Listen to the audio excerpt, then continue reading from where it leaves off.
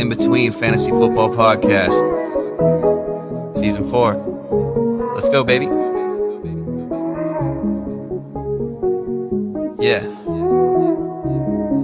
There was a time I had trouble talking about it. Congratulate them, we know they doubted. Somehow we made it up out the pit, back against the wall, never quit. Traversing through each obstacle, show a non-believer what's possible. Let nothing they could do stand in between me and my wildest dreams. Let's go. And that come at us could come in between. Life gave me the worst, yet my side grew so green. We've been down in the dirt, been tossed in the trash, but I never strayed from my path. When we're gone, we ain't looking back. Maybe we were all way too high. Maybe that's our fault. It's going to be a crazy time, but it's going to be a fun time. Life is boring if you don't take some chances and do some things outside the box. Your destination for both some feel-good lifestyle advice and some fantasy football advice. All right. Welcome in, everyone. We are back hanging out with you through what's been a crazy carousel that is the NFL offseason. Guys, it's March 23rd, 2022, almost a third of the way through this new year already. I'm Seth Woolcock, joined by my normal co-host, Nate Pulvo and Scott Rainier, holding it down out there in Seattle. And then we also have a very good friend of the show, Dale DeMott from Eat Sleep Fantasy. Dale, what's up, man? You're here tonight not only to break a little bit of breaking news for IBT, but also break down the carousel of the NFL, man. I'm ready for it, man. I have not recorded a ton on Eat Sleep Fantasy, but I'm ready to get back in the saddle. It's usually pretty early for me, but you guys are kind of forcing me to keep up on what I need to do. So I appreciate it. Well, there's so much going on. You got to stay up to speed. You're going to get lost, man. Exactly. What's up, Gary? Yeah, absolutely. Hey, Gary. Got Gary in the chat tonight. What's up, Gary? Yeah, it has been a wicked couple of weeks. You know, every morning I wake up and we get some new bombshell. It just doesn't feel real. You know, my girlfriend's been playing fantasy football for about the last 2 years, and I've tried to explain to her how player mobility is just increasing every single season, and it really is unprecedented. It feels a little bit like the NBA nowadays with so much mobility.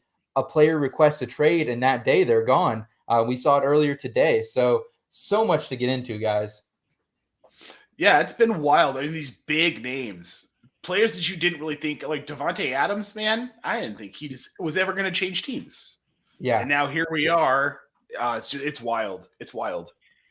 Yeah, as a Seahawks fan, I really didn't think Russell was getting traded. I didn't think it was going to happen. But I mean, now looking back on that, it's even more believable because today it feels like as soon as I heard Tyreek Hill wanted out, he was traded. Like I didn't even have time to process anything. It's crazy. We used to beg for this kind of action, and now it's like too much.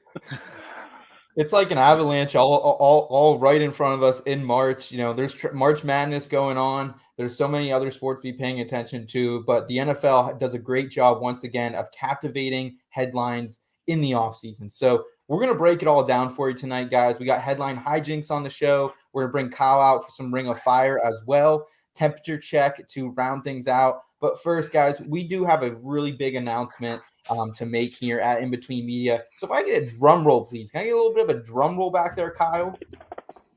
There we go.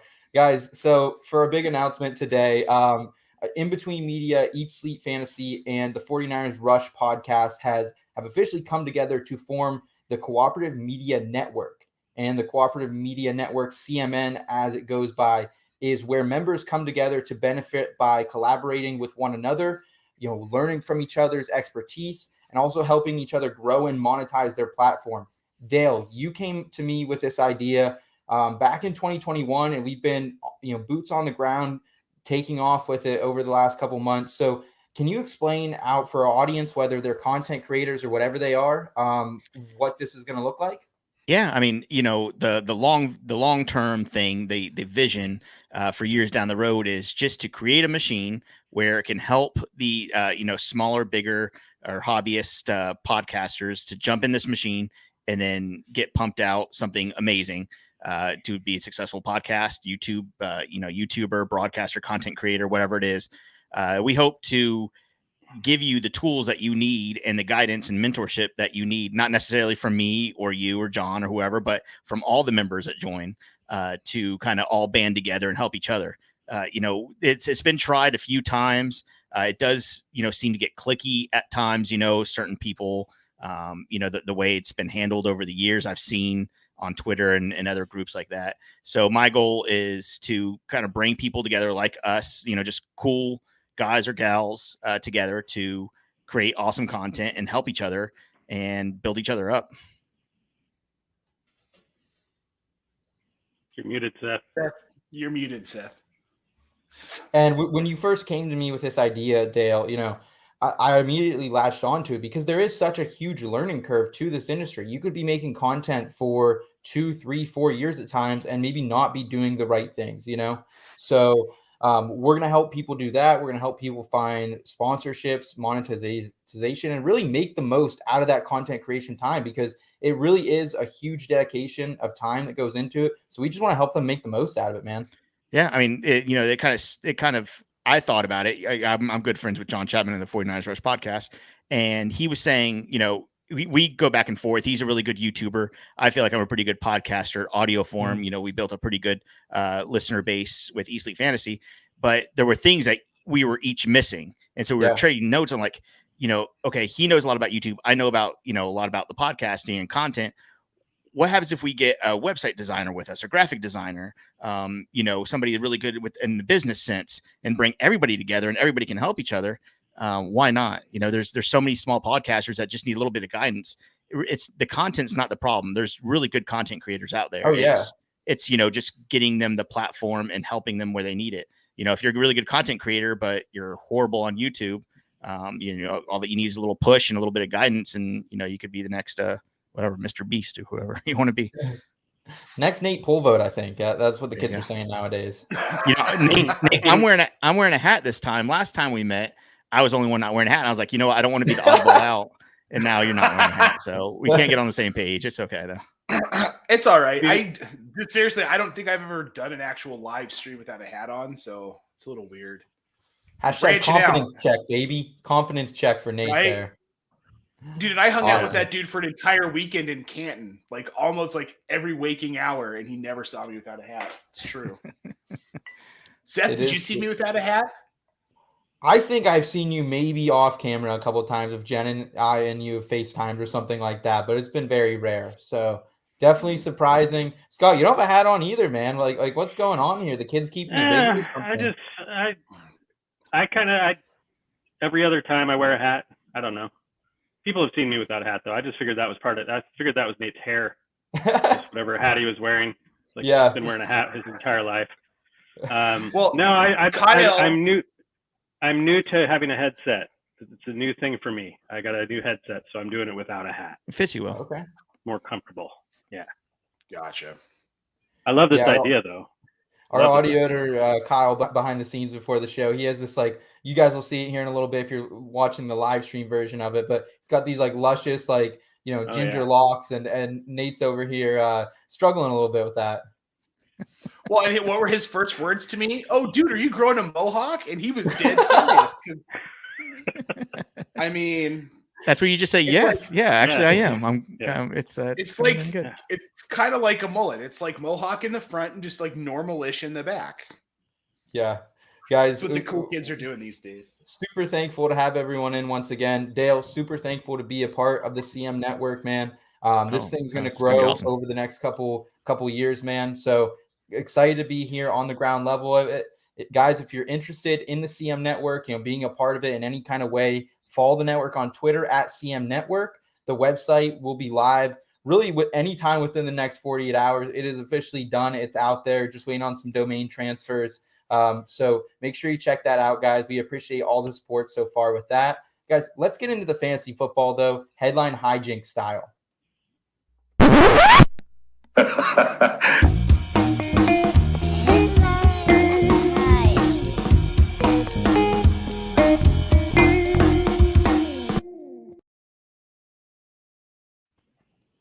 All right. So it's hard to really, we don't like to bury the lead on this show. We like to have our news sense. We're journalists at the end of the day. Some of us are at least.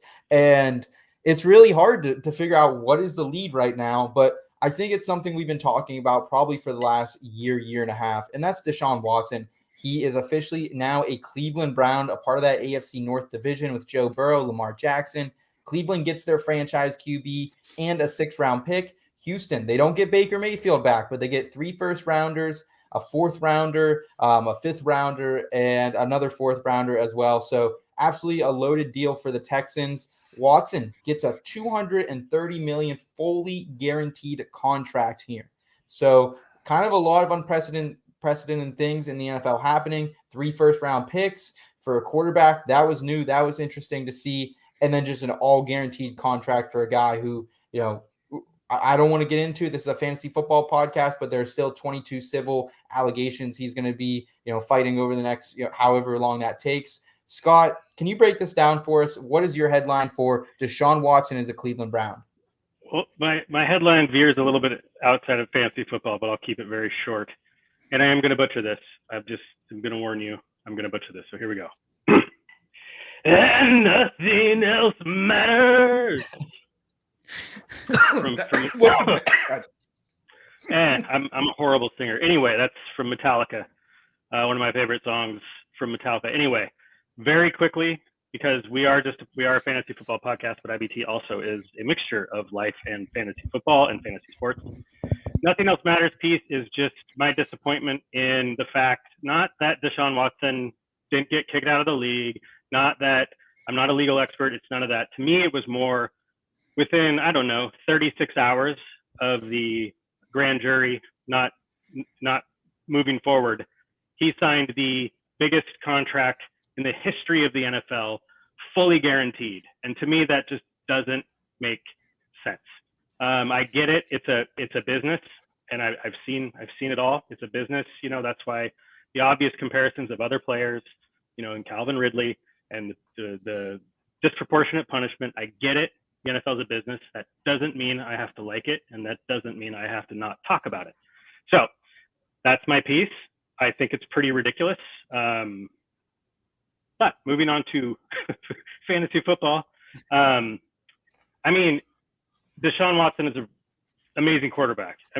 Outside of his rookie year, top 5 all 3 years with the Houston Texans. And my only concern with him going to Cleveland is, they've had the same regime in place now with Stefanski as the head coach, Van Pelt as the OC for a couple of years. And they've been bottom of the barrel with plays per game, passes per game, passing. They've been very run heavy. So obviously bringing in somebody like Deshaun Watson and then also Amari Cooper, they're likely going to change something this offseason. But is one offseason enough time? One quick little stat. Watson thrives on the move. He thrives in open space. He thrives with the run-pass option, the RPO. It's a damn good thing in Cleveland. Well, that's the thing. His 3 seasons in Houston when he was a top 5 QB, they were 3rd in RPO run plays per year in the league. Cleveland, the last 2 years under this regime, has been 28th in the league in RPO run-pass option plays run. I'm not saying that's the only way Deshaun Watson can succeed. I'm just tempering expecting him to move right back in as the QB4 with this move to Cleveland. It's a massive boost for Amari Cooper. He's the only show in town. Oh, yeah. Yeah. Deshaun Watson has shown. DeAndre Hopkins, those same 3 years, was 1st, 2nd, and 2nd in target share in the entire league. And who's not going to throw it a bunch to DeAndre Hopkins, right? But still, Watson will find him. So those two in particular, especially Amari Cooper, he bumped up because it was funny because he went to Cleveland before Watson. It was like, oh, Cooper. And then before you could even take a breath, you're like, Cooper, So, but that's been the nature of it. Objectively, generally speaking, just one of the craziest occurrences since I started watching football was this deal coming to fruition, fully guaranteed. And it's just the craziest thing too is it's not the only piece of news. It's not the only piece of big time news. We'll talk about some more during the show. It's not even the craziest thing that happened in the last week. If we're being honest, it's crazy. It's been well, and I think one of the things that I find interesting, and I don't know really how to frame it or how to think about it, I guess, is that the first year of his deal with Cleveland, it's that $1 million salary. So if he does get suspended, he really doesn't lose anything other than another season of league time. But I mean, as far as fantasy goes, like not just Deshaun Watson and Amari Cooper, but I mean, I think this elevates Kareem Hunt again. I think that David Njoku is someone that we could be looking at having a top 10, maybe tight end 1 season in Cleveland.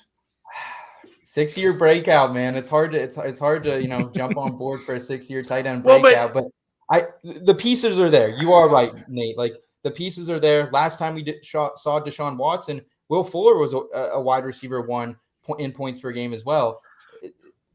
So I mean, Njoku in 2018, when he actually played a full season, he was the overall PPR tight end 9. Yeah, I was in on him that season. It was not a sexy tight end 9 season. Dale, his tight end 9 isn't ever sexy. Dale, what was your overall thoughts on this trade and how it's going to impact fantasy, man? Yeah, the weird thing is, the whole social issue, right? I feel like for the rest of the year, and maybe even for the next couple of years, every time we talk about Deshaun Watson, I feel personally that I have to bring up the allegations against him. Like, I feel like me hosting a platform, that's like the least I can do. I feel like, and we can still talk about Deshaun Watson, right? We could talk about him in fantasy, but if I do that, I feel like I have to and I don't know if it's right or wrong. I don't know. I mean, this is it's a weird situation, right? But I kind of feel like is it weird that I feel like I have to remind people that, he has 22 allegations against him from, it's a weird subject to even talk about, right? Fantasy wise, yeah, I mean, it's exactly what all you guys are saying. I mean, top 6 quarterback, top 5 quarterback, probably. You're assuming he hasn't lost anything. If anything, you're hoping that he spent the last year, studying football and understanding it more. I mean, he's still young, right? Not gambling on the games, huh? Right. Yeah, exactly. Definitely quarterback, the quarterback position is such a study and mind and mental game that, the quarterback position out of all, I think, of football, you can probably get the most sitting on the bench than any other position, right? So you'd hope that over the last year, he could have gotten better between the ears. Besides what's going on. Which that's scary because he was already really smart on the field. So sure. Yeah. I mean, he's a winner. I mean, the way he played in college all the way through what he did in the Texans. I mean, he's an amazing football player. So socially it's going to be weird navigating this. Then where do you stop? There's so many football players who've been accused and probably some that we've probably already forgotten. So the whole thing is just it's a weird situation to cover fantasy football with these in real life type situations. Right. Yeah, 100%. It'll be intriguing to see what happens here. The Browns, they're obviously not too afraid. They've been moving their backup quarterbacks around too. Baker Mayfield, he still is likely on the chopping block. We don't really know what team's out there for him, but still a lot to happen here in Cleveland. But I think you guys kind of nailed it initially. Amari Cooper is back in that wide receiver 1 discussion. A little bit of an elevation for Nick Chubb, Kareem Hunt, David Njoku, those guys as well. We'll see what it shakes out in Cleveland. Nate, there's another big trade as well here. Davante Adams, he's going to the Raiders. He did not agree to a long-term deal in Green Bay. Did not want to play on the franchise tag either, so he shipped out for a 2022 first-round pick and a second-round pick. Adams now becomes the richest wide receiver in the league as well. Nate, what's your headline for this? Raiders roll the dice on 29-year-old veteran wide receiver. So, yes, Davante Adams has been stellar for the majority of his career. I mean, his first 2 seasons, they were okay. He was hurt a little bit. Wide receiver 74, wide receiver 66. But then, since then, he's been phenomenal. Wide receiver 1, wide receiver 2, wide receiver 3, 10, 14, so on and so forth. He's 29. He's going to be 30 when the season starts. We see this clip with wide receivers right around that 38 age. Doesn't always happen. And Davante Adams, if anyone's going to be the exception to that rule, it's probably going to be him. But everybody's so high on him, and I got absolutely shit on Twitter for this earlier this week. But seriously, what if Davante Adams is more Julio Jones going to Tennessee than Randy Moss going to New England. And that's not to say I think that there are no injury concerns. I understand that. But Julio Jones just wildly underperformed expectations. It's not out of the realm of possibility that we see that happen with Davante Adams too. GMs don't just move on from Hall of Fame wide receivers for no reason. And you could argue how much you like Brian Gutekunst if he's good at what he does. Yeah, it's debatable. But yeah. It is debatable, but franchises don't move on from those kinds of players for no reason. They could find the money. They could find the money because Davante Adams really could be the difference between them winning an NFC championship game and not even making it. I think the biggest thing here is, though, are you really willing to tie up 25% or so of your salary cap in your quarterback and wide receiver? It's never been done before. We've never seen that done. So, definitely a lot of questions there, but at least he's going to a place Davante Adams is with Derek Carr. They've played together at Fresno State. They were a dynamic duo there. I mean, look at that Las Vegas offense now. I am suddenly intrigued here with Derek Carr, a guy that we've been shitting on for, however long, Nate. I've changed my tune on him, though. I like him with Josh McDaniels. I just have this gut feeling that Josh McDaniels is going to find a way to unlock Derek Carr, the Derek Carr we've all wanted to see for the last couple of seasons, that hyper-efficient, consistent quarterback that we've seen flashes of. And Davante Adams is coming to a system where, unlike Green Bay, he doesn't have to be the one receiver, and then he's got a guy who's maybe a 3 receiver as the 2, where you're looking at, Alan Lazard is fantastic, but they've got Darren Waller. Number 3. Yeah. He's a number 3. Renfro. Yeah. You've got Hunter Renfro. You've got Darren Waller. You've got Josh Jacobs. As much as I hate to say it, you've still got Kenyon Drake there, who's a good pass catching back. And outside of John Gruden, I'm higher on this Raiders team in general. And I think Davante Adams just elevates his team, and he doesn't have to do it all. Yeah. Yeah, Dale, where are you on this? I think this is a case of, everybody making excuses for Derek Carr year after year, whether it was a Gruden year or not enough receivers, not a good enough run game year after year. I think, the Raiders are like, all right, let's go ahead and do it. Let's load you up.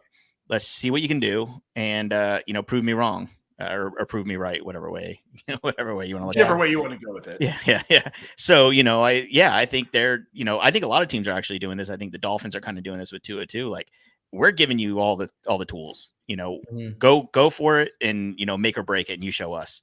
I love it. If I was a Raiders fan, man, I would be so excited. They're making moves.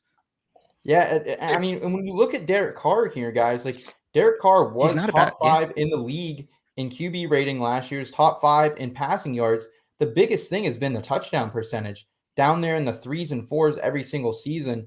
Among all the other top 10 quarterbacks in passing yards, he was by far the lowest with a 3-point-something touchdown percentage. The next was Josh Allen with a 5.6. So if anything can elevate that, it's Davante Adams in the red zone. We know Darren Waller can be a threat. We saw him in 2020 score 9 touchdowns. This last year, Hunter Renfro in 2021 scored 9 touchdowns. So I think put those two things together. I think put Davante Adams, a prolific red zone scorer as well. It's going to be some good stuff from Derek Carr, and he might be in that low end QB1 conversation now. Don't forget, Derek Carr was MVP caliber player just a few years ago. Before his injury, he was on his way to being the MVP of the league. So he's not too. He has the tools, and I think he's still the same player that he was. Now he has the people around him that can do it. I'm excited for the Raiders. Seth, you brought up the touchdowns, and I feel like at least recently, whenever I've rostered Derek Carr, it was always, if you just got me one more touchdown, it would have been solid. Yeah. If you just got me one more, he was always missing that one. I think Davante Adams is a huge boost for Derek Carr. It's one of those situations where whichever side of the Derek Carr argument you're on, this is it. You've got Davante Adams, Renfro, and Waller. They all of a sudden have, as far as 2 receivers and a tight end, have one of the best in the league. Similar to Allen Robinson with the Rams. It's like, okay, we've been making all these excuses. You just need this. You just need that. Here it is. And the other thing they have going for them is they are in a lethal NFC West where there's going to be points flying all over the place. So there's going to be a lot of offense. And, I moved Adams down. He's not my number 1 or 2, but he's still a wide receiver 1 for me. Yeah, I mean, for me, he kind of falls right now. Like, again, we haven't done our official projections yet, but he's somewhere around the wide receiver 5 for me. I think Cooper Kupp, Jamar Chase, and Jay Jett, I think they're now in a tier of their own. And then I think it's Stephon Diggs, and then probably Davante Adams still out there. I guess we can talk a little bit more about that. Dale, we saw another trade here this week as well. Tyreek Hill, he went to the Dolphins today, traded for 5 picks. Really lucrative deal, honestly, for the Chiefs. Well done from that staff, I think. Honestly, Tyreek Hill, he gets a new 4-year, $120 million deal. And it seems like the Chiefs were willing to make him a high-paid wide receiver as well. Maybe not that high-paid. What's your headline here, Dale? Look, I never played this game. I don't know if I was doing the headline stuff right. But I don't know if it was like a guessing game or what, but I labeled him Mr. Make-A-Wish.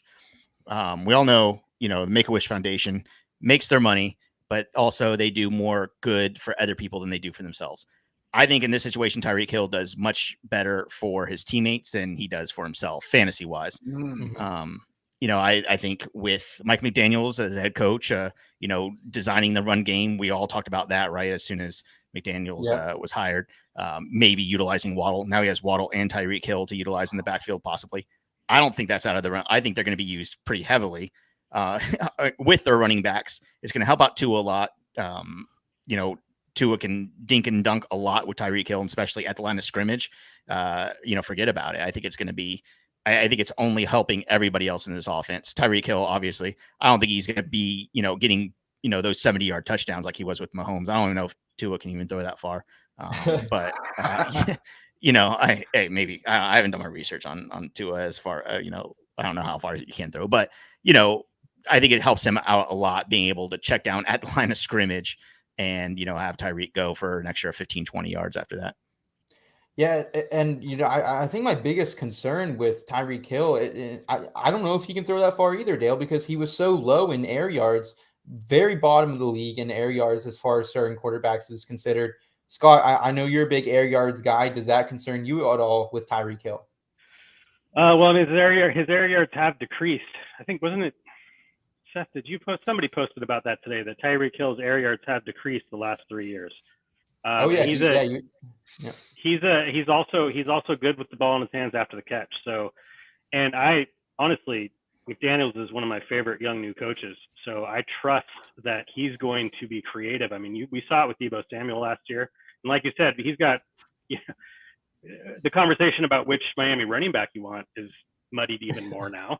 But But I agree with Dale. Like, I think the knee-jerk reaction is, oh, Waddle is, that very like surfacey black and white. You bring in this guy, he's going to take from this guy, and it's like, no. I don't think that's the case at all. I think this is good for Waddle. And I mean, Tua, same deal. We're gonna see if Tua is any good. We're gonna see. Yeah, that's what I was kind of alluding to when we're talking. Go ahead, Nate. I'm sorry. Who this hurts the most is Mike Gesicki. Like, forget about it. Forget about him even probably having a tight end 2-level season. Stop, it's over. Stop. It's over. Nate, stop. It's over. Dude, it is not over. It's over. It's over. We are, baby. We are. Mike Gesicki, Penn State, baby. Mike Gesicki, tight end 28. No, you know what's going to happen? Gesicki's going to go for like 16 yards and 2 touchdowns a game. That's exactly what's going to happen. He's not going to move. He's not going to move. The Dolphins are going to real Mike Evans numbers. A real Hunter Henry. Yeah, I think that's exactly what's going to happen. I mean, they have all these other athletes to move the ball through the field, and they're going to get they're going to get to the 4-yard line, and it's going to be Gesicki time. You can't bet on that, right? There's no way you're going to bet on that. So our editor Kyle, our back end guy Kyle, as my light falls over here, drops in our private chat just now. Mike Gesicki. Kyle, explain yourself. Kyle should go into the main chat and write those things.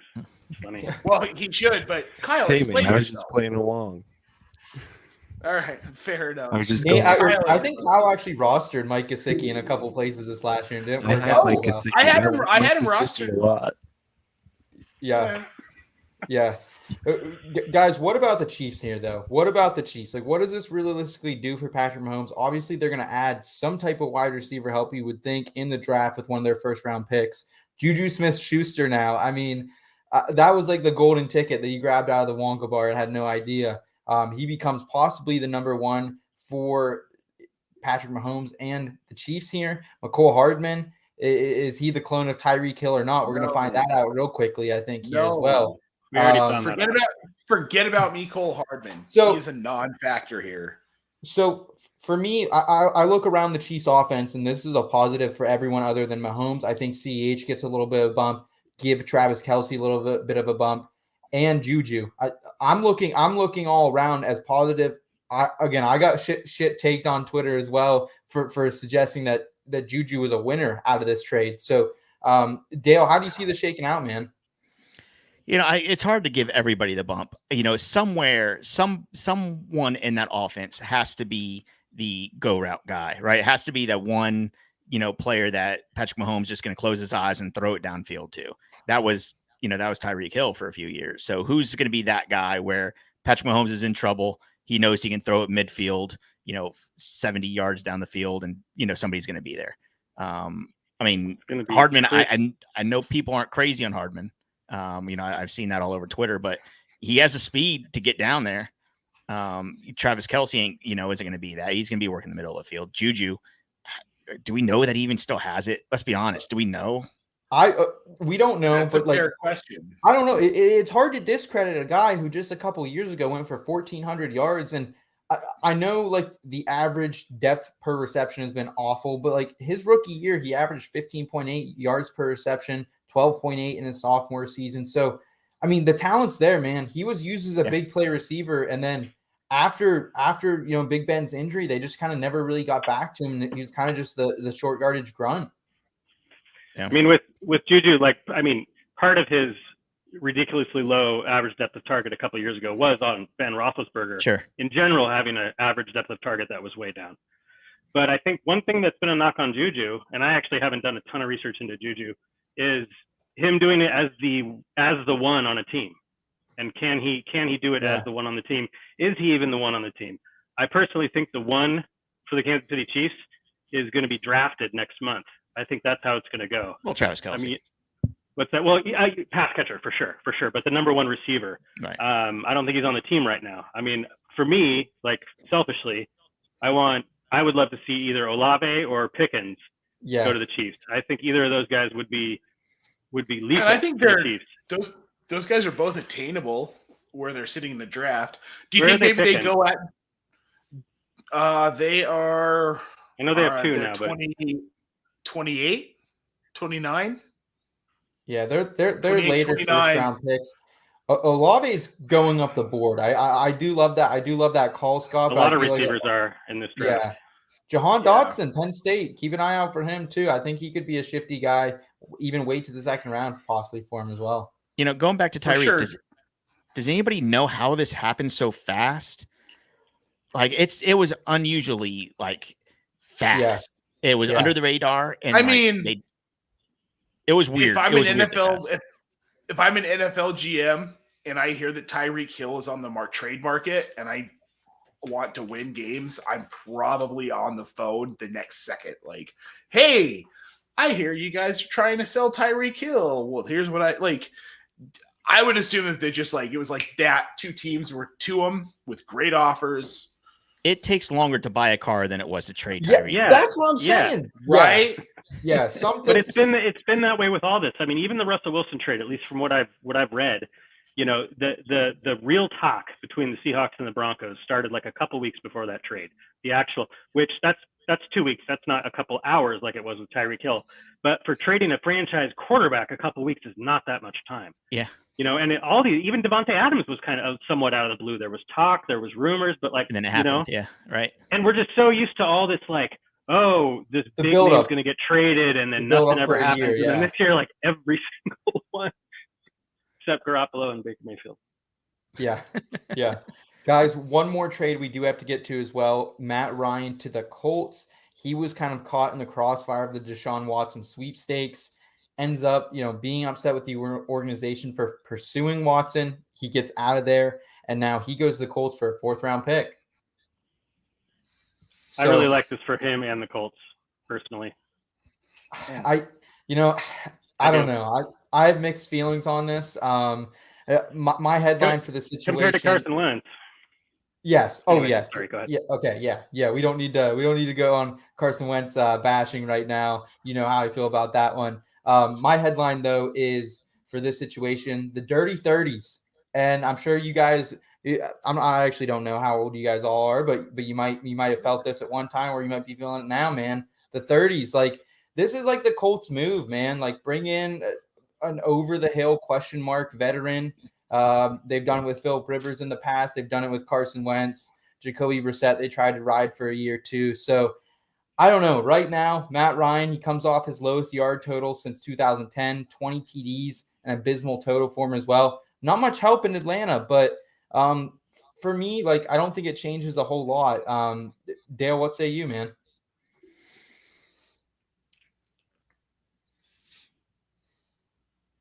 You there? Yeah. Yep. Yeah, you we're got here. us. Sorry, guys. Hold on. Nate, what say you while Dale's reconnecting here? Okay, so I got into a debate on Twitter about this with my buddy Sean Foss, who's awesome, and I love that he pushes me on things. I said, and I stand by this, that Matt Ryan isn't top 24 for me. That's in Dynasty, and that's heading into the 2022 redraft. He's not even a QB2 for me in Indy. I understand, like Michael Pittman's probably going to be relevant, but I think that the majority of this offense goes through Jonathan Taylor and Nyheim Hines.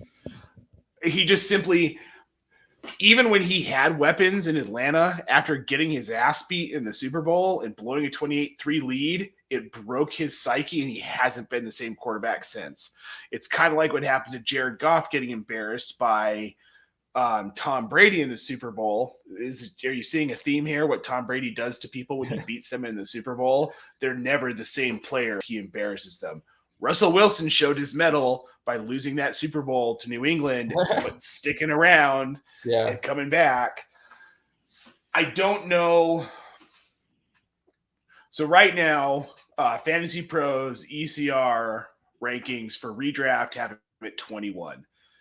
But he's behind Davis Mills, Mitchell Trubisky, Tom Brady, and Marcus Mariota. Those are all guys I think jump him next season. I can't see him inside the top. I can't see him being anything that you want other than a bye week option in redraft, even in Superflex. And in Dynasty, I mean, unless you're hurting at quarterback and just have no other options, I don't know why you'd have him rostered at this point. I mean, deep bench, sure, but not somebody you're relying on more than like 1 week a season. What about for MPJ? Like Dale, what's your take on Michael Pittman Jr.? Nate loved Michael Pittman Jr. last year, hyped him up all offseason. Jonathan Taylor, same type of deal. These two guys combined for a ton of these touchdowns and yards for this team. Yeah, I think that we've seen the best from Matt Ryan already. I don't think we're going to see anything better than what we've seen in the past, unfortunately. I agree with you, Nate. I think, he's a bye week fill-in at the best. Maybe a good streaming option. Now, I do think he's going to, finish ahead of Mariota and Trubisky and those guys, just based off of, I guess, name.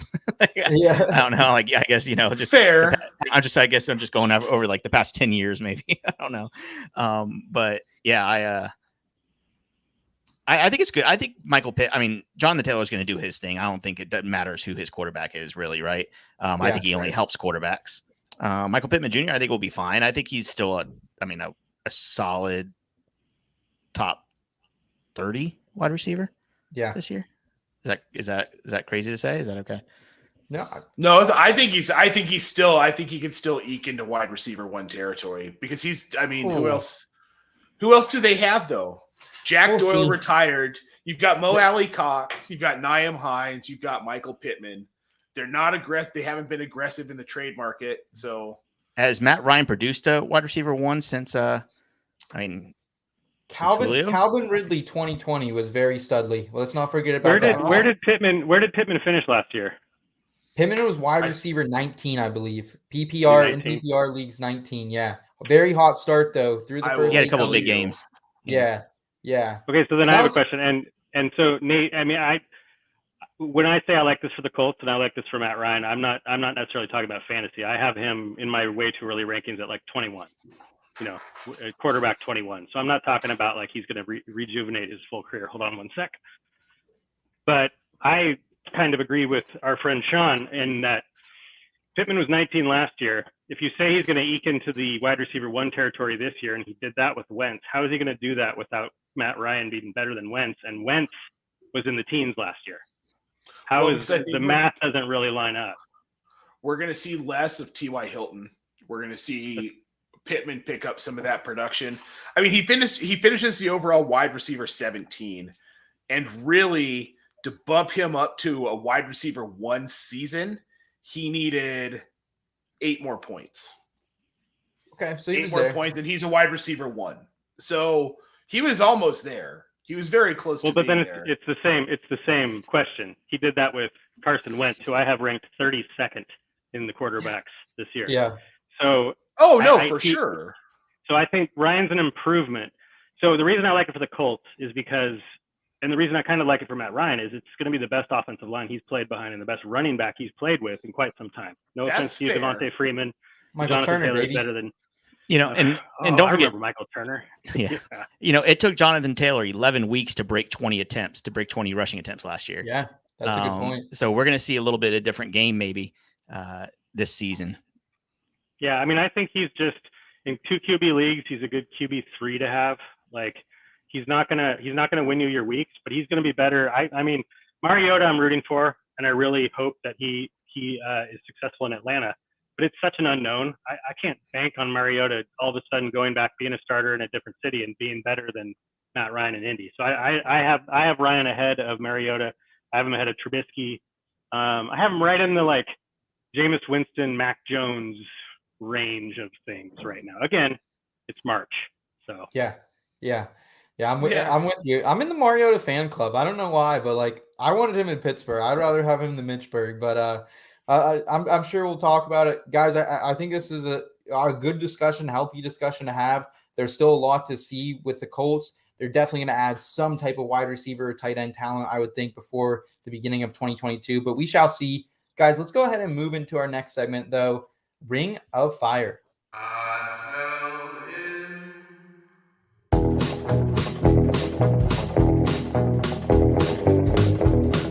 Ladies and gentlemen, we got something real special planned for you tonight.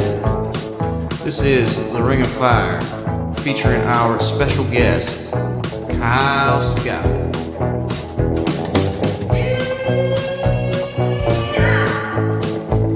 Now y'all saddle up, strap in. We're gonna have a real good time.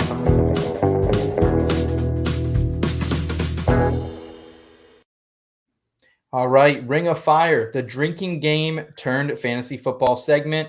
Guys, we have a deck of cards here. We also are joined by our audio editor, Kyle Scott, who's going to host this segment. Kyle, can you explain Ring of Fire and what we're going to do here for our fine audio listeners, video listeners, whoever's out there tonight? Oh, geez. Sure. So, it's a card game. There's 52 cards. Each card, 2 to ace, they have a task basically associated with it. It's more of a question. It's just a question. So yeah, if we pull a card, you have to answer the question basically. Yep.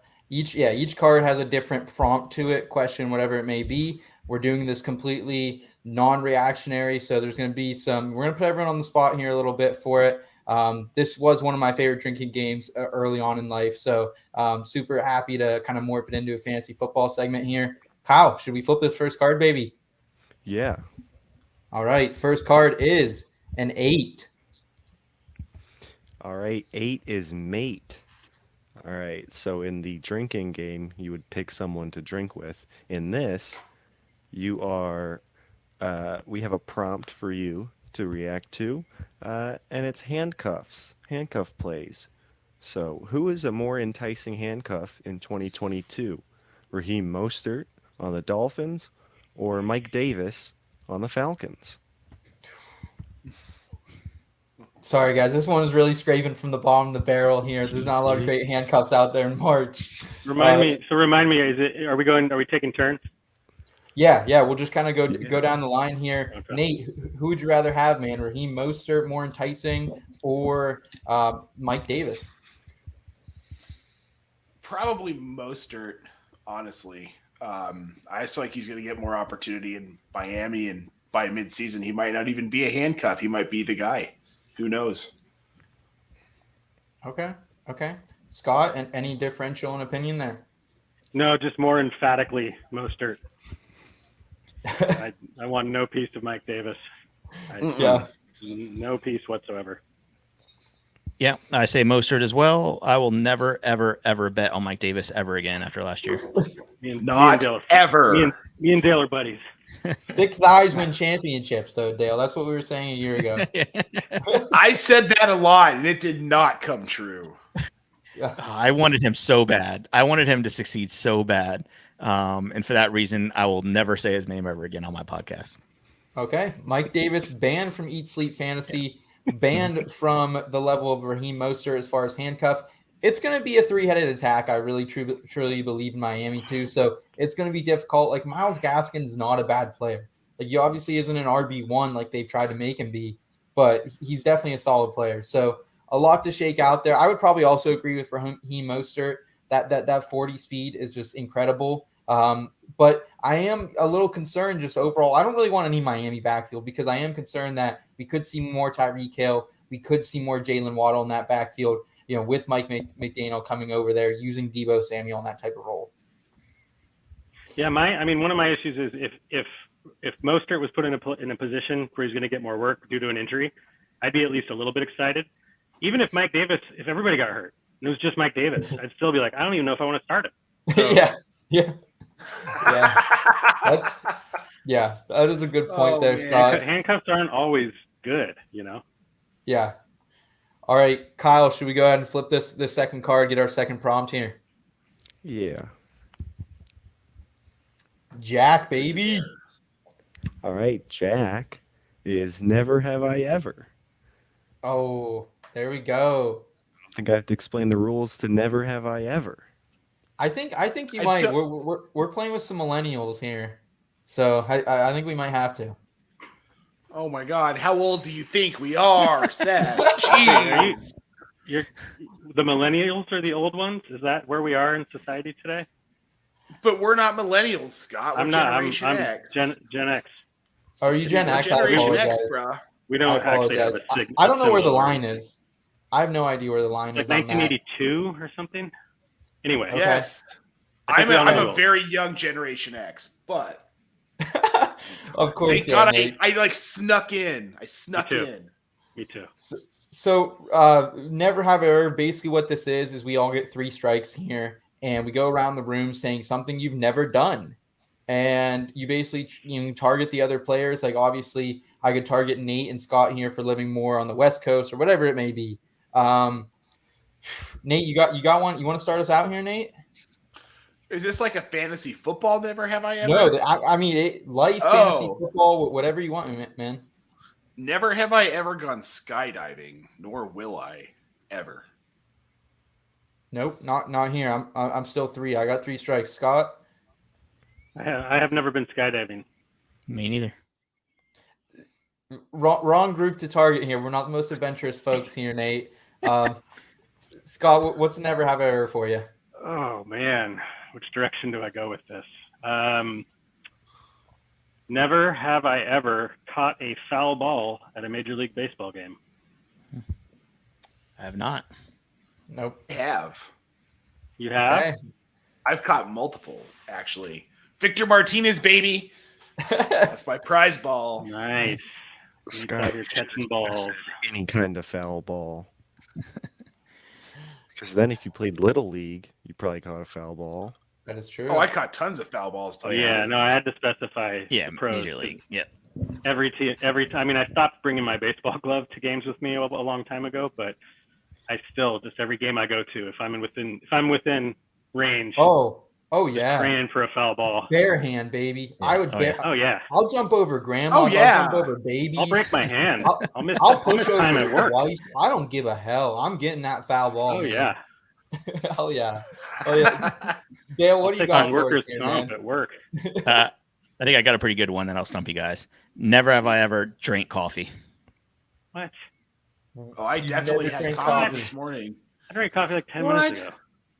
I've never tasted coffee in my life. Seriously? You never even tasted it. Never even tasted it. You know, smells. my brother-in-law has also never had coffee. It's crazy, but That's crazy. It happens. That's crazy. Yeah. Well, one, I don't like the smell, and then that's a huge turnoff. But then also, I don't like hot drinks. Like I don't like soup. I don't like any of that crap. You don't like soup? No, I don't. No, it's just like hot. Like, give me like something that I can eat. Like, you like gravy? You're drinking your food. No, I don't want to do that. You don't drink coffee. Do you go to bed at like 5 p.m.? No, yeah, no. I live in North Carolina. I do my fair share of tea, like iced tea. Yeah. Okay. There you go. Well, Miss I do Turner's I do honestly prefer, even when it's not that warm out, I prefer iced coffee. Yeah. Personally. Oh, really? Yeah. I don't know. Something about the smell. I think it just reminds me of my childhood and childhood trauma, and I just stay away from it. I'll say that for my therapist. I'm with you there, man. I have had coffee, but I don't like it. I don't drink coffee. I have other caffeine ways, but coffee is not one of them. Nate, you're down to one life here for you, brother.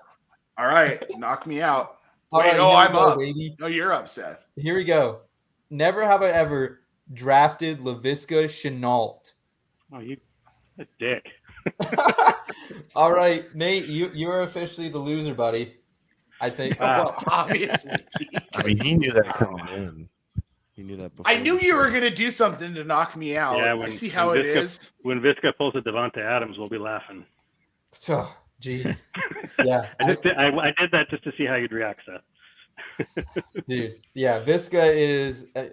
I've just never been a believer, man. I've never been a believer. I never wanted to take the shot. Like, I think he's talented, but I just don't think he's ever had the right system. I don't know if he ever will have the right system. And I know my buddy Nate, my co-host down there, Nate, he's been telling me #Visca season for 2.5 years now. And I'm still fucking waiting. Okay, so just to be clear, Davante Adams' first 2 seasons in the NFL, he finished the PPR wide receiver 74 and the PPR wide receiver 66. Don't go there.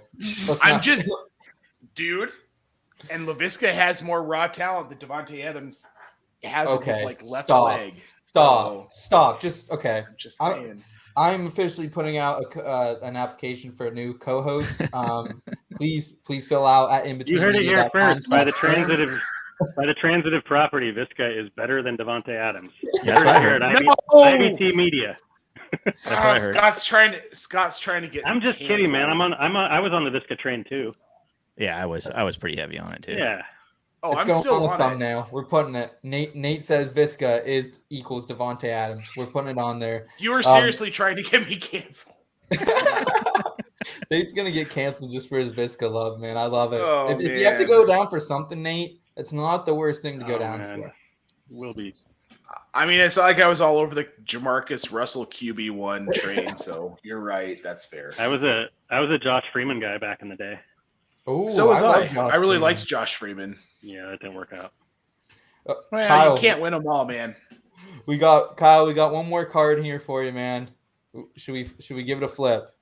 Flipper, baby. Queen is questions. All right, so this is a fun one. Let's just answer a random trivia question. Okay. So, all right. I think I'll give it to Nate since he lost the previous round. Okay. What was the most streamed album of 2021? Oh, I'm not going to know this. Whew. Most streamed album. Do I get like a hint? No hint, man. Kyle, do you know? You should get this, Nate. Do you know it, Dale? No. I'm just gonna be. I'm gonna be You host guessing. a music show, Nate. You have a music show here at IBT. So but I host a music show about old people music. Yeah, we don't like 2021 music. So 20. It's something pop, I'd guess, right? I would I assume think the person most likely to have listened to this would be Seth. Is that because of my age, or is that because of the genre? No, it's because I know you listen to the artist. Okay, all right. I think I know it. I was already going to guess this, but Scott, do you have a guess at all? I'm just gonna guess. The first thing that popped in my head was Evermore, Taylor Swift. No, That's a good guess. Oh wow. That's not a bad guess. I'm Actually. gonna guess something by Doja Cat. That's not a bad. I thought that too, actually, Nate. I think that's not Shout a out bad guess. Doodle. unfortunately, no. An entire Damn it. album.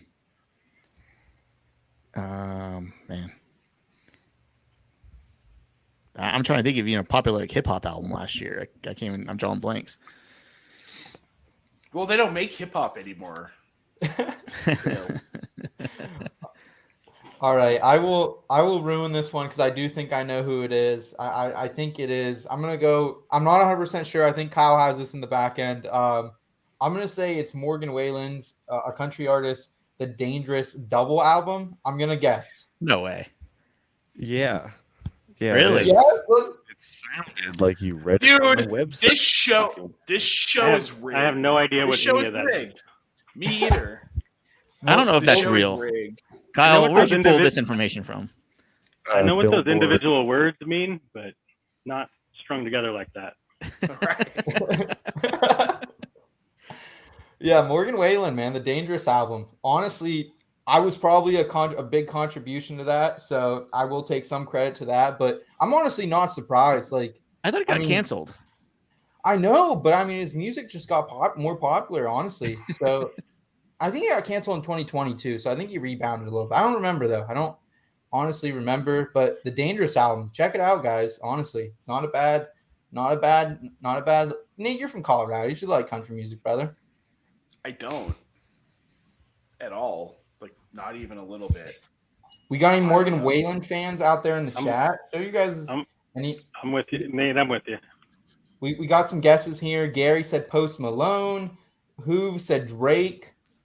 Taylor Swift something. Yeah, Gary, we tried that one. Harry Styles, Fine Line. Wow, Gary is plugged in here. Well, Gary was just at DJ Khalid, with his daughter, because Gary goes to concerts with his daughter, which I think is awesome. He's seen like Taylor Swift with her and stuff. It's pretty dope. Yeah. Gary, you want to take me to a Morgan Wallen concert? I can pretend to be your son. Those ticket prices are pricey, my friend. That would track. HoofTube says sand in my blank. Hoof! What up, buddy? There's some type of emoji we cannot see. So I'm gonna guess sand in my boots. That's a popular It's Morgan a Wallen boot. song. I know sand. You could. I bet you there's probably about 10 country songs that start with sand in my. Let's name them. Let's not. Boots. No. On Ring of Fire. We'll guess them. Yeah. Well, Kyle, absolute pleasure having you on Ring of Fire, man. Went a little bit off the haywire as usual. Any final thoughts for us? Yeah, I think an addendum to this game is one of you has to chug a beer. That's how this game normally ends. So I think doing that. I vote Kyle. Someone's gonna crush a Busch Light. Yeah, Kyle, you're the youth here, buddy. You're the youth here. So I think it's you, man. Yeah, You're the one. too old for that. You have a Busch Light in your hand. Kyle just said no. All right, guys, let's go ahead. We're going to move into our final segment of the show here. We have a little more free agency news to break down, so stick around for temperature check.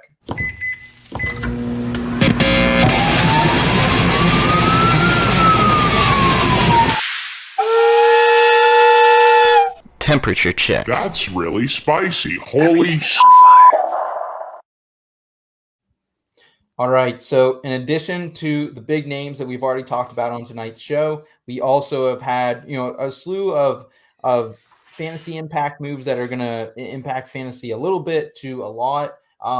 So let's just go through it here, guys. I just kind of want to rapid fire. Just give me in a few words, where you're ranking this person initially. I know we haven't dived into projections yet, but where you're thinking these guys are going to pace out for you in redraft rankings. Let's start with the running backs here. My boy, you guys know I've been on this guy really since last offseason, maybe earlier. Leonard Fournette back in Tampa Bay, man. I woke up, I think it was Monday morning, with the news that he was visiting the New England Patriots. My heart dropped. I was like, this is not how I want to start my freaking week, going to backfield possibly with Damian Harris and Ramondre Stevenson. But he's back, baby, with Brady. The bat signal went out. He came calling. 3 years, $21 million. Nate, where are you ranking Lenny? So he's probably an RB1 tier for me. Probably back end of it, like somewhere like 8 to 12. He could sneak in 6, 7. I don't think he hits that top 5. Yeah, I mean, I'm similar. I'm high end RB2, right at the front of the RB2s. And with me, being that it's March, it's more about, I mean, I was also very excited for him and for Ramondre Stevenson and Damian Harris that he didn't go to New England. But at this time of year, a lot of times when I'm looking at early rankings, it's I haven't had time to really dig in. So it's more about who can I put him in front of? Who am I comfortable putting him in front of? And that has him right around 13, 14 for me. Yeah. I just recorded a podcast for Eat Sleep Fantasy, and I think he was one of the guys that will probably be drafted outside of the top 15, but he's worth a top 12 asking price, I think. I think he's going to be a value again for sure. Yeah. Because nothing's really changed. I mean, it's basically the same situation, And what we don't know, what we know now that we didn't last year, was the amount of receptions and targets he was going to get. Yes, sir. We're going to expect probably about the same. I mean, that'll give you RB1 numbers, I think. Low in RB1. I think I'm with you, Scott. I wouldn't think it's crazy if he, finishes 12, 13, 14, somewhere around there. That's what confuses me about looking around at early redraft rankings around the industry. Yeah, I mean, I know they're early, but like he's in the 20s, and it's like, what else correct. you need to see? We know it's not going to be Ronald Jones. We saw that. Yep. Basically, Evans is back, Godwin is back, Brady's back. Like it's the same team ultimately.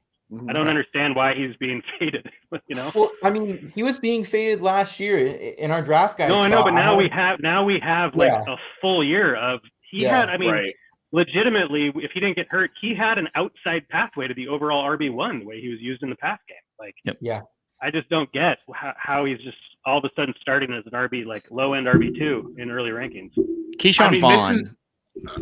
Sorry, go ahead. Don't get me started with Keyshawn Vaughn. Come on, he's explosive. I don't think he can hold up as a strong candidate for fantasy relevancy this year. But he's explosive. If something happens to Leonard Fournette, I have no issue handcuffing him. Like I would take Keyshawn Vaughn over Mike Davis. Oh yeah. Maybe 100%. Honestly. Yeah. Yeah. Because I hate Mike Davis. I don't know about ahead of Mostert, but I don't think I would ever take, unless it was like an 82 round draft or something. I don't see myself taking Mike Davis. There's just no reason to. Right. Why do I hate Mike Davis so much? I think it was the thick thighs win championships. I mean, I don't know. A little bit. I agree with you guys though. He's a low end RB1. I think I have him right around like David Montgomery, James Conner, kind of in that range. Ezekiel Elliott, right around there. The receptions are going to be there. We're going to see Chris Godwin's health is going to dictate a little bit to me how high I go up in my projections, I think. But if Chris Godwin's out there ripping early week 1, maybe I'm a little bit lower on Lenny. But I can tell you right now, I'm going to have a ton of Lenny once again on my teams in 2021. Actually, a draft night out last year, Jen was on the board. And it was like the 7th or 8th round. I was looking at her and Nate's draft board. I said, hey, Jen, Leonard Fournette's out there, man. Like, take the shot. And she took it, man. And she's thanked me ever since. So there you go, Nate. I helped your wife out. Dale, I helped your draft out a little bit. There you go. Draftingout.com for tickets. Yes, sir. Hashtag not a sponsor quite yet. Guys, James Conner, 3-year, $21 million. To me, he's a high-end RB2 once again. Injury concerns remain for him. No Chase Edmonds, though. The volume's going to go up. As far as receiving work, they might add someone else in the draft. Maybe like a Cook in the draft possibly. But Dale, where do you have James Conner 2022? outside the top 20. I think I'm going to have him like around like the Travis Etienne, Saquon Barkley, around there. Is that, you think that's too low? I just don't think his production was so fluky last year, and I know that's kind of a whatever, like a way, an easy way out there, but it was like, rushing TDs, yeah. Right. Yeah. I mean, he's not going to have. It's hard to evaluate a fantasy football player on, kind of the 3 touchdown, 20-yard games that he had a couple of those, didn't he? So you can't, just looking at his numbers on paper, look great, right? It's total fantasy points, no problem. Is that sustainable for another season? I don't know. I don't think so. I agree. Okay, he doesn't have Chase Edmonds in his way. That helps a little bit, but man, it's going to be hard to project him anything higher for me than top 20 running back. Maybe I'm missing on him. He had a career high in catch rate too, so I definitely understand what you're saying. It could be, a lofty projection to fill back in. Nate or Scott, are you guys a little higher on James Conner than Dale? No, I'm about the same. I don't. Him being at this point, if he's the lone back, I don't think he's durable enough to get through an entire season. I can't see him playing more than 12 games if he doesn't have some help. Yeah, he's a little bit of, kind of the flip side of Fournette for me. I think he's going to get drafted pretty high, closer to his ceiling, whereas Fournette is seemingly faded again. I have him early 20s, so low end RB2, for basically the same reasons. I mean, touchdown regression is a sticky one, and you look at touchdown regression over a long period of time, and we're talking about just one season, but I expect there to be some for him. Get a lot of multi-touchdown games, and the injury issue. So I'm not drafting him up near the RB1s. I would, if I'm hanging around the 3rd or 4th round, I don't have an RB yet, or I need a second one, I would consider James Conner there. I've been bit by that bug before, 2019 especially, but I'm willing to creep back in a little bit. We'll see if that is my downfall or not. These guys are a little bit lower on James Conner than I might be in my initial projections. Rest of the running backs here, guys, looks like Cordell Patterson back to Atlanta, 2 years, $10.5 million. He didn't get the bag. He wanted the bag. He didn't get it, guys. Kind of a bummer for Cordell. He's back there. Rashad Penny, back to your Seahawks, Scott. 1 year, $5.5 million. They're able to apparently, out-hustle the other teams that were pounding ground for Rashad Penny. And then Chase Edmonds, $12.6 million over 2 years in Miami. Any interest in Cordell Patterson, Rashad Penny, Chase Edmonds this year? If I want any of them, it's Cordell Patterson. I don't think I want any of the rest. Dale? No. I think Cordell Patterson, I think he's going to be overdrafted. I think I don't know what the word is, right? Like overdrafted. I think he will not exceed his ADP. That's for sure. No, there's no way. There's no way. Cordell Patterson, he had a great run, but it was fun. And then he had those last 4 games of the season where he just didn't do anything. And now with the changing of the guard, I just don't think he's relevant. Yeah, I mean, honestly, the only one on this list that I absolutely don't want is Cordell Patterson. Just what we saw at the tail end of this. And that's mainly because of where you're going to have where you have to get him, right? Yeah. Exactly. And I mean, what we saw at the tail end of the season, he just disappeared. There was those multi-week stretch where it's like, oh, this guy's a cheat code. How can this last? Yeah. And it didn't, because he's not actually a running back; he's a receiver. But Penny, depending on where he's going, like what he showed at the end of last year, I'll throw him on my bench, see what happens. I'm not really that interested in Edmonds. Yeah. No. All right, guys. Wide receivers here. Allen Robinson. Let's start there. 3 years, $46 million for the former Nittany Lion. Robert Woods. Same kind of situation. He's moved out. 6th round pick for Robert Woods, likely due to the contract. That was a kind of low pick for Robert Woods, I felt like. Any interest in A-Rob on the Rams? Last year, I did a deep dive, and it came out to be wide receiver 26 for OBJ and Robert Woods combined in that wide receiver 2 role for the Rams. Any interest in A-Rob or Robert Woods, who moves out to Tennessee, joins A.J. Brown in that offense? Probably not Woods. A-Rob, yes, especially with Woods moving on. But I don't know, man. Robert Woods is going to be 31 coming into this season. That's kind of a cliff year for wide receivers. Coming off of an injury, going to Tennessee with AJ Brown already there. I think I'm out. Yeah, it's for as far as Robert Woods goes. I mean, it's hard for AJ Brown to get fed, right? I mean, he ended up, of course, injury, Right. But besides that, the Titans are run first, obviously, with Derrick Henry. It's hard to get volume for these wide receivers. Oh, yeah. AJ Brown can, if he's fully healthy, can barely crack wide receiver one numbers. Robert Woods is going to have a really tough time, in my opinion. Mm-hmm. Where do you guys have? Scott, where do you have A-Rob? Because right now I have him right outside that wide receiver 2 range, I think. I think if I'm looking at the exact place I have him, it's wide receiver 26 at this current moment. Yep. So we'll see. I mean, like I said earlier, we've been pounding the table, just get A-Rob a quarterback, and now here he is on a team with a quarterback that throws a lot, and we're still I don't know, maybe wide receiver 3. So yeah. I'm hoping that it's a nice surprise, but I can't go much higher than that. It's too much risk.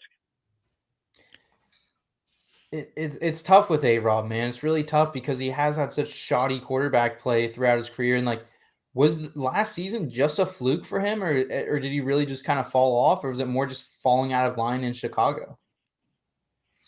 I think we're about to find out.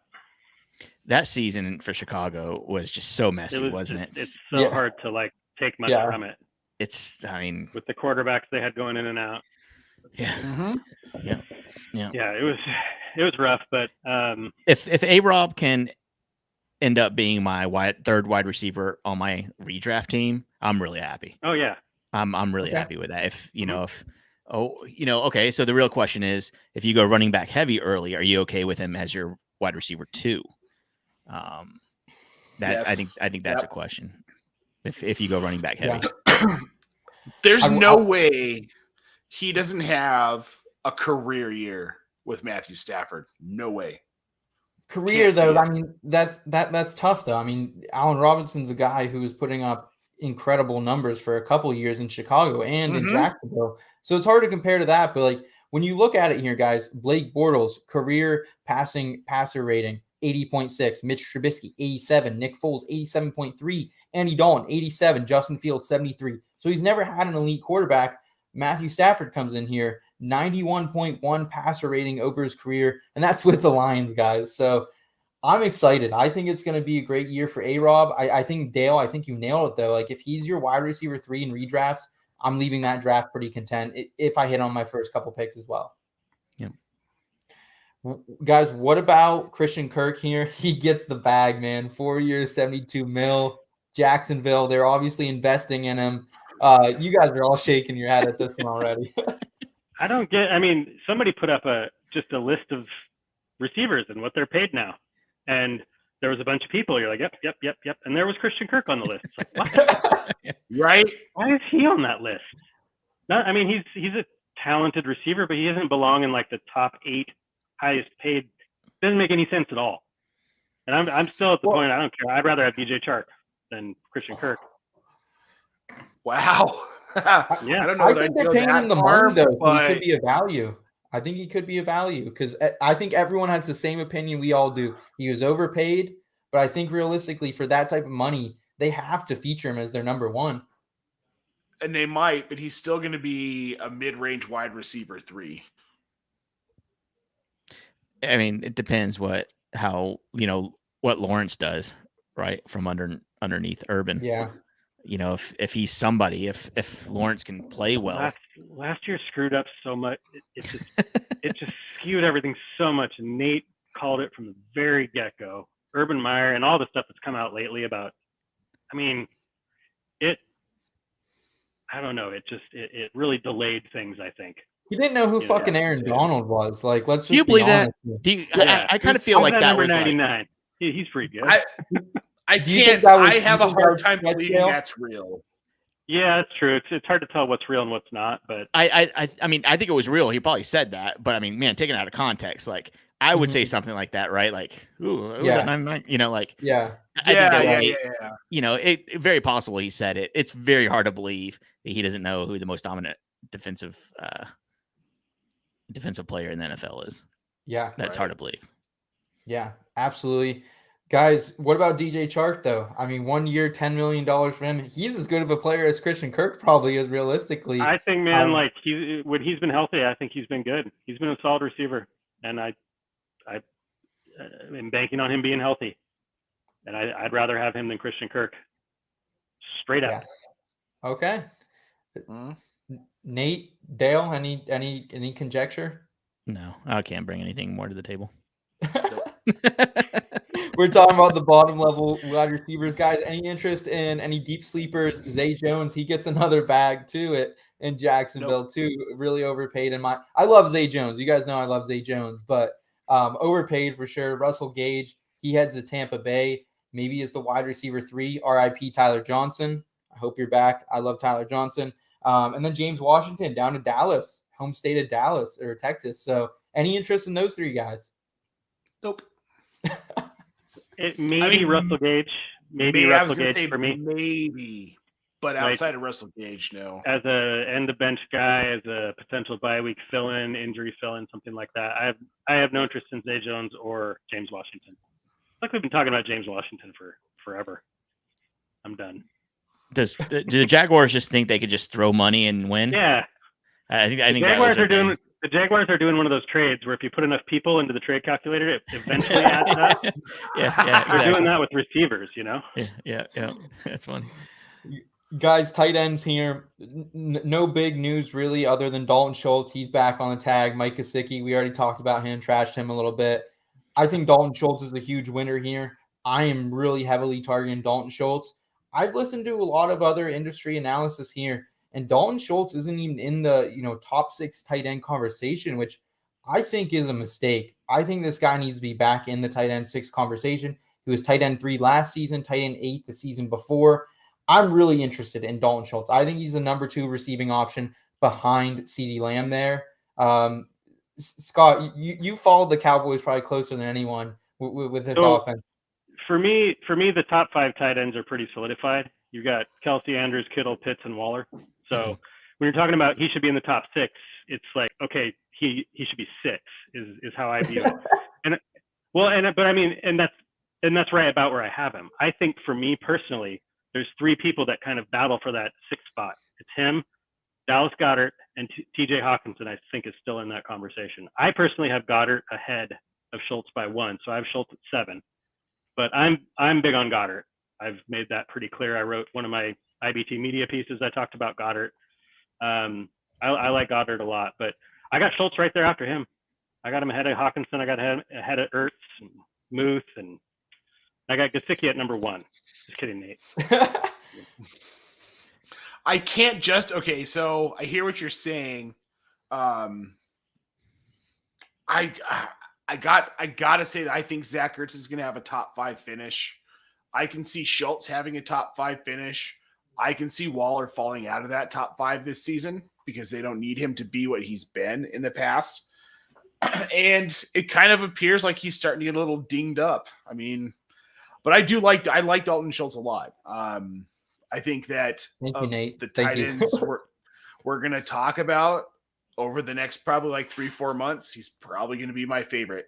I've made it no secret I'm much lower on Dallas Goedert than you are, Scott. Yes, sir. Yes, sir. Dale, any conjecture from you? Top 10 for sure. I wouldn't go as far as top 6. I mean, and I know people are going to call me crazy, but I think I'd prefer Dawson Knox over Schultz. Wow. My only issue with Knox is that he's so touchdown dependent. So much more than most of the other tight ends you're going to talk about. But the good thing about being touchdown dependent on such a crazy offensive team is that he's gonna get the opportunity a lot. As opposed to somebody like Freiermuth or something like that, where maybe they won't get as many opportunities to score. Knox is they're going to be at the 10-yard line a ton, and he can go deep. So they don't even need to be in the red zone really. But I know I'll probably get hammered for my rankings on the tight ends. I'm a little weird with that, but I hate ranking tight ends. We all never get tight ends right. No, we have the top 5 that we're pretty sure of, and everybody else is a dart throw. Let's be honest here. It's so there's all the tight ends outside the top 5 are so touchdown dependent. Whatever a 2 touchdown game will throw off an entire season of rankings. So Right. Yeah, Schultz for me is a guy that I could see myself ending up with just because I have him, right around 7, 8-ish, and if his ADP is sitting there in the early teens or whatever at that time, I'll be all over it for sure. Yeah. I don't hate it. I can promise you guys, if you're in any leagues with me, you probably won't get Dalton Schultz because I feel like I'm going to be targeting. I really do. Like, I'm not a huge vacated targets guy, but there are some vacated targets to go around here. And I've just seen the connection, man. Dalton Schultz is a solid player. They gave him the franchise tag. But we'll talk more about that here later in the season. I'm sure Nate and I will be at Scott's throat a little bit about Dalton Schultz. Guys, any interest in CJ Uzomah, Tyler Conklin? They go to New York on very similar 3-year, about $21 to $24 million deals. Evan Ingram down to Jacksonville, Austin Hooper to Tennessee. I don't want anything to do with any of these tight ends. Do you? Nope. No. Okay. Nope. I'm intrigued to see what Evan Ingram does somewhere else. I'm just curious to see how he does because he still has all the athletic ability that he had. Except being able to catch. Just doesn't have that catching thing down yet. No hands. Maybe they'll figure it out. Maybe they'll figure it out down in Jackson. It was one really bad season. Other than that, it hasn't been as bad as everybody makes it out to be. But that's how drops go. You have one bad drop season and then Jackson, you can't catch. There's a lot of warm footballs. Warmer footballs are easier to catch. Yes, I was about to say that too. Deflated ones too. Let's round it out here, guys. QB, not a lot of free agency QB movement so far. Mitch Berg, he's in Pittsburgh 2 years, $14 million for Mitch, and then Marcus Mariota, 2 years, $17 million in Atlanta. Jameis, he goes back to New Orleans. Any interest in Jameis, Mitch Berg, Marcus Mariota, specifically in one QB leagues, or I guess if you want to go super flex, I think if I have any interest, it's Mariota, just because he's had some of these spike performances over the last couple of years. See, for me, it's Trubisky. I think he's got more weapons. I mean, he's got Najee. He's never had the weapons that he has now. I mean, Pittsburgh. A-Rob, not really. And David Montgomery are not that far from Deontay Johnson and Najee Harris. I hate to say that, but that's my opinion. Trey Burton, Cole Kmet, Jimmy Graham are not Pat Freiermuth. They don't have Chase Claypool. They didn't have Chase Claypool. Crown Freiermuth this elite tight end yet either. Sure. I mean, not elite, but he's still better than Cole Kmet. True. I mean, that's true. And you know how much I love Cole Kmet, but he's still better than Cole Kmet. Out of this list, my guy is Trubisky in this list. I'm just gonna say I'm taking in one quarterback. Malik Willis was eating chicken wings with Mike Tomlin. It might be Malik time in Pittsburgh. Brace yourself. It will not. Let the speculation fly. I've heard Atlanta's going to trade up and get him. Mitch might not be a thing, baby. He might get Matt Flynn. Dale, round us out here, man. Any interest in Jameis, Mariota, Mitch Berg? Yeah, I'm going to go completely opposite and say the last guy on the list, Jameis Winston. I mean, look, he's been injured the last couple of seasons. I get it. I mean, played 11 games over the last 2 seasons, so it is what it is, right? But I think the dude still's got it. I mean, last year he almost averaged 20 fantasy points a game as a quarterback with no MT. Yeah, with no MT. Yeah, right. Yeah. So let's see what happens with Michael Thomas. I mean, is there any word on what's going on there? Or is everything fine? I haven't heard anything on Michael Thomas at all. I mean, we didn't hear anything about Michael Thomas till June last year, and then the injury news got dropped on us. So I really try to stay away from the Saints. Like, I don't know if it's just like I don't want to trash their beat reporters. They obviously have good beat reporters, but like they're such like a tight-lipped organization. It seems like with that type of stuff. Yeah, especially with the Michael Thomas stuff. I feel like I think there was more drama than what was let on. It seems like, I don't know. I mean, now with the Alvin Kamara stuff, we haven't heard about that in a while, and that was a little dicey, right? That relationship. Yeah, well, that could certainly lead to something. It kind of feels like that all died down and died away when Sean Payton left. So, yeah, we got Ladarius Brown here on YouTube. I'd be fine with Malik Willis to Atlanta. Signed a Falcons fan. All right, Ladarius, we see you. We see you here. Guys, we've kind of run through most of the free agency. We went a little bit over our hour mark today, but that's all right. We had to get through it. I knew it was going to kind of be a a trek as we ventured onto this. So let's wrap it up here. Nate, Scott, any final words for our regular in-between listeners? Any advice as we head through the end of March here? I'd like to apologize if my not wearing a hat scarred anybody. But get used to it, because I'm probably going to wear hats less. I'm trying to maintain the little bit of hair I have here. It's starting to go gray, and I'm starting to see patches like fallouts. And like, nope.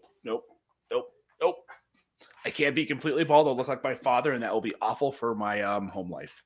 You're gonna have to commit. You're gonna have to do one. You're gonna just have to shave it eventually. You're just gonna have to do it. No, I can't do it. I will get plugs before I shave my head. I'm not a vain man. We did have a sponsor that was a barbershop in 2021, so maybe we'll get another one. Maybe we'll get a hair care treatment here for you to hook you up with Nate in 2022. Scott, any final words for you, man? Yeah, so it's near the end of March. The sun's going to be out longer. The weather's going to get better. Get outside and get some fresh air. And I'm really just talking to myself mainly here, because this room you see is where I live. So just do your, it really helps. I'll get outside and I'll be like, oh, there's real stuff out here that's not on my computer screen. But yeah, just get out into nature if you can, or at least just outside, get some fresh air. It does wonders. Absolutely. Dale, any final words of advice, anything you have coming down the pipeline, either at the cooperative we have coming down or at Eat Sleep Fantasy? Something if you're a content creator, maybe, or I guess this can go for everybody. Don't be afraid to learn some new skills and learn some new stuff and figure out what you're not good at. Thinking about this cooperative stuff that we're working on really made me kind of step back and analyze what I'm good at and what I'm not. I think it's good for everybody to kind of do that in their professional and personal life. Look back and say, hey, what are you not good at? Put pride aside, or, really, really take an in-depth look. I suck really bad at YouTube stuff, and I've dedicated my life the past 2 weeks of doing nothing but researching YouTube. And it's fun. I love learning. So, I think everybody just needs to take a step back and figure out what they like and what they don't, and get better. I love that. Real quick, I want to piggyback real quick, Dale. I think I speak for everybody here, but at least for me, if you have questions about like content creation, all that kind of stuff, specifics, don't hesitate to ask either. Yeah. You can DM me anytime you want. Cool. I'm that. still surprised people want to care what I'd have to say. So if you DM me, I'm going to answer, but reach out to people, ask people questions about how stuff goes. People are willing to help. It's crazy. I mean, yeah, if you just ask for help, it's crazy. And, you can get, hacks on everything. Anybody who, there's somebody that knows a lot about everything, DM, Twitter is huge. I mean, just, hey, who's good at web design? Start, picking their brains. Who's good at graphics? Pick their brains, figure it out. Even if they give you a great, YouTube, mentor, it doesn't have to be anybody in real life. Say, hey man, this person really helped me out on YouTube. Watch all his videos. That's kind of what I've been doing. And it's been crazy. It's been crazy the amount you can learn just by asking people and Googling. Who knew? And I think that's huge that you guys are hitting on that, because like Dale, this is kind of what started the cooperative. Is after the Fantasy Football Expo last year, you and I met there. I reached out, just kind of looking for different ideas, trying to iron sharpen iron, and you gave me the idea of starting a community.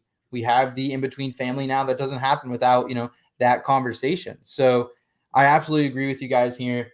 Don't be afraid to learn new skills, assess your flaws, your strengths. It definitely helps in the long run, no matter what your career, whatever your ambitions are. I love that advice. Thank you guys. And with that, guys, I would just like to say one more time, thank you so much for supporting us here at In Between Media. The biggest, easiest thing you can do to support us here at the network, at IBT, is hit that subscribe button on YouTube. It'll let us know when we're going live. We got content coming out for you every week. Hit that subscribe button. Follow us on Twitter at IBT Media. We're going to be back here in 2 weeks. We got another special show for you lined up. Until then, hopefully there's no more craziness. Hopefully it dies down a little bit. We can catch our breath. But until then, guys, keep it in between and have a great weekend. Your destination for both some feel-good lifestyle advice and some fantasy football advice.